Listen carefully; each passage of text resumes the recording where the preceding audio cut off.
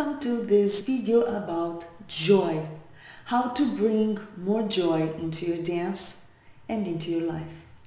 For the ones who don't know me yet, my name is Joana Saahirah. I'm a world-renowned Oriental dancer, teacher, choreographer, author, and also the creator of Joana Saahirah's World and Joana Saahirah's Online Dance School, delivering authentic Egyptian dance, personal discovery, and empowerment. Today's video is about joy and how to bring more of it into your dance and into your life. So let's go directly into it. Nowadays, in Egyptian dance and also in life, we see a lack of joy, a severe lack of joy, and that is hurting the nature, the soul of Egyptian dance and our own human souls. We see a lot of competition in the field of Egyptian dance, a lot of copycats, a lot of followers, a lot of lobbies, a lot of speed, a lot of aggressivity, a lot of movement that means nothing and feels like nothing. On the other spectrum, we see a life that we're living faster and faster with more and more demands, with no space for joy. Now, here's one thing a lot of dancers who practice Egyptian dance don't know. If you want to get into the core of this dance, you have to include certain things in the dance aside from the right movements and the choreographies. You gotta make it joyful, that's for sure. You gotta make it soulful. You gotta make it heartful. You gotta make it feel and look human. Now, what happens when there is no joy in your dance and in your life? There is no predisposition to work more and to work better and to keep living and to keep thriving. When there is no joy, you become a puppet, you become a machine, you become less than a human. When there is joy in your dance and in your life, you have more energy, you have more pleasure, you have more zest for life, you are more able to face obstacles as they come and turn them into opportunities. This is just the start, by the way. So how do you bring joy into your dance and into your life? Here are a few tips. Tip number 1, stop comparing yourself with others. Don't compare yourself with your teacher or other colleagues or other women, because we're all different and we're all at a different place in our journey.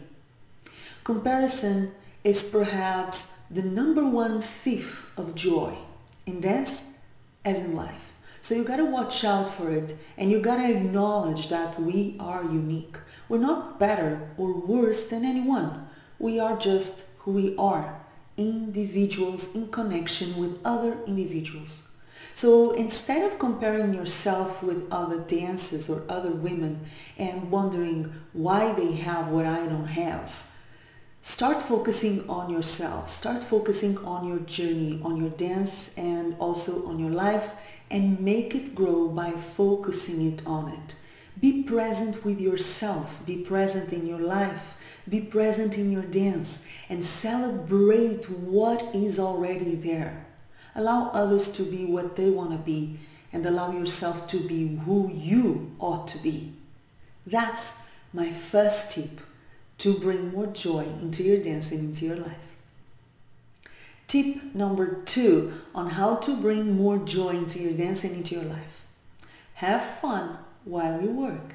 Yeah, and work means different things for different people. So if you are a professional dancer like me, work means preparing a workshop or a dance performance or a class or a piece of text or anything you have to do on an artistic professional level to deliver to a paying audience. If you are an amateur, a student of Egyptian dance, the pressure and responsibility is way lower. But still, you got work to do. You have to attend the classes, you have to practice, you have to complete homework. Independently of where you are, if you're an amateur or a professional, my tip would be to bring pleasure and fun to the work, to the practice. Imagine that I'm teaching a class and I'm not having fun. Do you think my students would feel it or not? They would certainly feel it. Imagine that I prepare a choreography, but I'm hating the process. I'm preparing it because I have to, but I'm not finding joy in it. I'm not having fun. Do you think the result will speak for itself? Damn sure it will. Having fun, having joy, having pleasure while you're working means opening up creativity, opening up possibilities of creation, possibilities of solutions, possibilities of paths that you can go to and you can use in order to grow whatever you're doing. It also means that you will come back for more. I tell this my students very often. If you don't have pleasure practicing, dancing, doing the work, the serious work, chances are you're going to drop it sooner or later. It's like doing a diet that you are stuck with but sick of. Very soon you will drop it and you will go back to binging. We don't want binging. We want a healthy food that is also a delicious food that gives us pleasure. The same thing with dance and with life. Finding joy and pleasure in what we are doing, in the work that we do, is essential so that we come back for more again and again and again.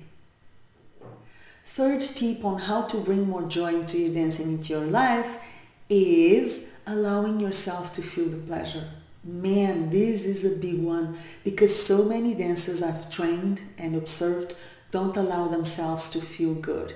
They don't allow themselves to feel the physical pleasures Egyptian dance and life provide.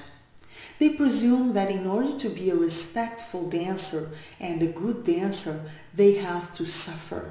They have to be very serious and very sad and very stale all the time. No, they don't. No, you don't.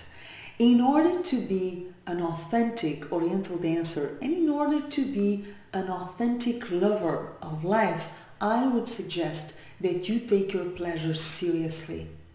Allow the dance experience and the life experience you're having to bring you all the goodies that you deserve, all the pleasures that you deserve.